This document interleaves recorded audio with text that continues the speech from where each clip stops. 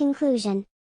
Although the Île-de-France region has managed to create structures for limiting the most frequent floods and droughts over the last 60 years, it is clear that large structures show their limitations in the face of less frequent events. As such, the 2016 flood was a remarkable indicator of dysfunctions, whereas the climatic event was not very intense in itself. Various options exist for coping with more significant events, and creating an additional storage facility in the area of La Bassée is part of this objective.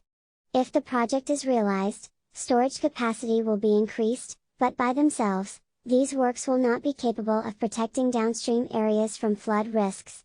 The French version of the 2007 flood directive gives more prominence to local flood risk management strategies, and resilience dynamics are intensifying.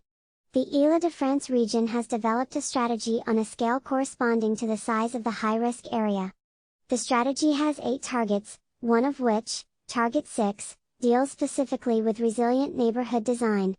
Moreover, since December 2014, Paris has been part of the Global Network of Resilient Cities 4, an initiative launched by the Rockefeller Foundation, and it has also set up a multi-hazard resilience strategy. The case study presented in this lecture deals with a sector subject to slow floods and proves the existence of a capacity to manage exceptional events at local levels. From a historical point of view, this is all the more interesting because the possibility exists, very credible in view of the great floods of 1846, 1856 and 1866, 1910, and so on, that most of the major French rivers may be in spate simultaneously, and that many large urban centers can be flooded in a matter of weeks. It shows that it is possible to manage floods effectively by means of urban design, even floods that are very significant at local levels, without losing qualities of architecture and urban planning.